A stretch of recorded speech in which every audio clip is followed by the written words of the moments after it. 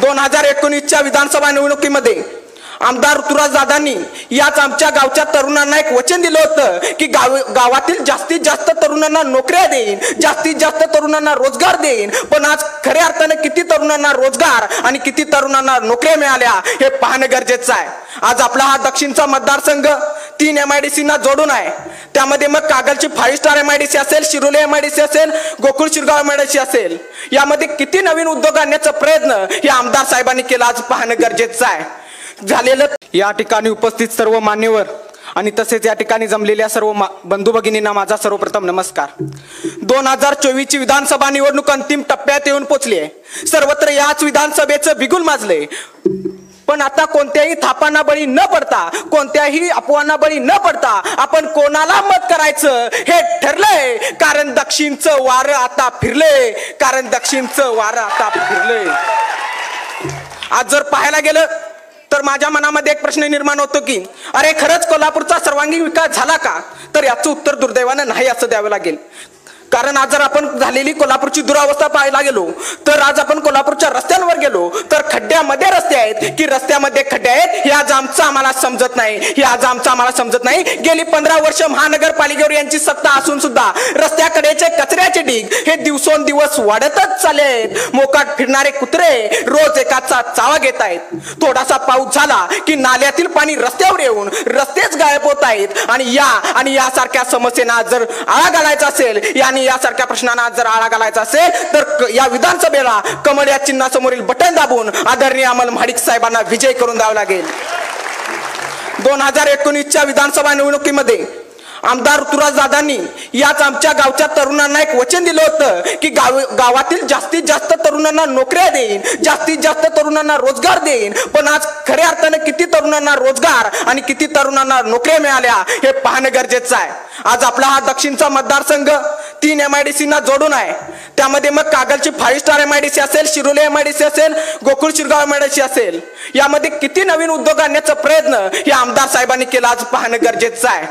झालेलं ते काल परवाचं विशालगडचं अतिक्रमणचं प्रकरण, काँग्रेसच्या नेत्यांनी आमच्या शिवभक्तांवर अतिरेक्याचा आरोप केला। पण खरंच ते शिवभक्त अतिरेकी आहेत का? म्हणजे तुम्ही दुसऱ्या धर्माची मतं मिळवण्यासाठी आमच्या शिवभक्तांवर अतिरेक्याचा आरोप करूच कसा शकता?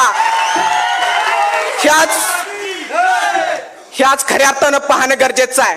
कोल्हापूरमध्ये होणारं दंगलीचं प्रकरण, लव जिहाद प्रकरण हे थांबवण्यासाठी आज खऱ्या अर्थानं किती प्रयत्न केलं हे पाहणं गरजेचं आहे। कारण या तुमच्या सत्ता या फक्त नावापुरत्याच राहिल्या का हा प्रश्न पुन्हा एकदा माझ्या समोर निर्माण होतो। आणि म्हणूनच पुन्हा एकदा या प्रश्नांना आणि या समस्यांना जर आज आळा घालायचा असेल तर येत्या विधानसभेला कमळ या चिन्हासमोरील बटनच दाबावं लागेल।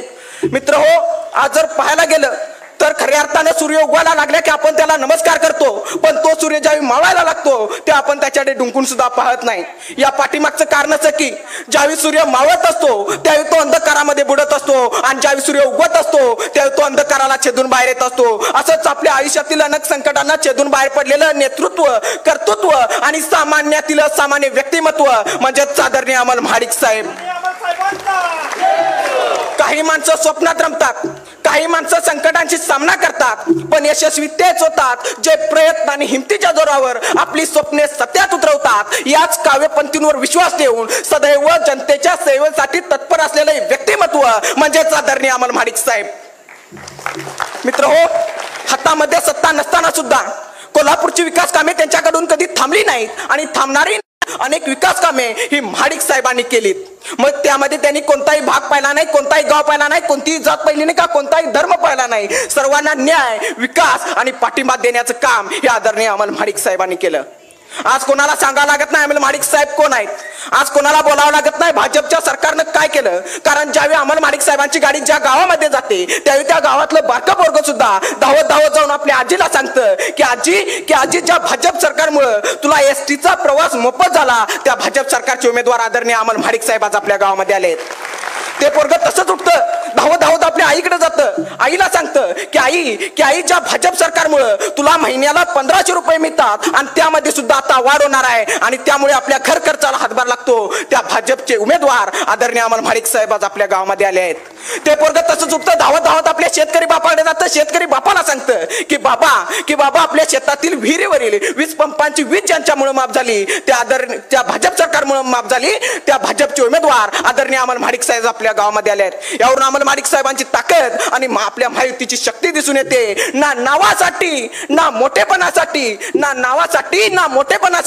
अमल महाडिक साहेबांचा जीव जुळतो, तो फक्त आणि फक्त कोल्हापूरच्या सर्वांगीण विकासासाठी, आता शेवटी जाता इतकंच सांगेन, येत्या 20 तारखेला दाखवूनच देऊया की दक्षिणचं वारं आता फिरलंय. आता कोणा आयऱ्या गैऱ्याचं नाही तर भाजपचं सरकार या दक्षिणच्या मतदारसंघात येणार आहे आणि म्हणूनच मतदान पेटीवरील क्रमांक 1 चे उमेदवार आदरणीय अमल महाडिक साहेब यांचं निवडणूक चिन्ह कमळे असून कमळ या चिन्हासमोरील बटन दाबून त्यांना प्रचंड मतांनी विजयी करा. आणि आता शेवटी जाता सर्वांनी मोठ्यानं बोलायचं आहे, माननीय अमल महाडिक साहेबांचा, लाडकी बहीण जरा आवाज येत नाही जोरात, माननीय अमल महाडिक साहेबांचा.